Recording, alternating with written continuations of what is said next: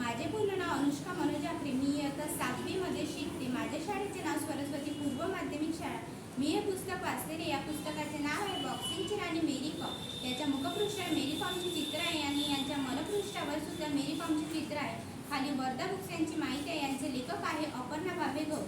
आपल्या भारतातील सांगाम नावाचे एक छोटेसे गाव आहे. त्याच गावात मेरी कॉमचा जन्म झाला.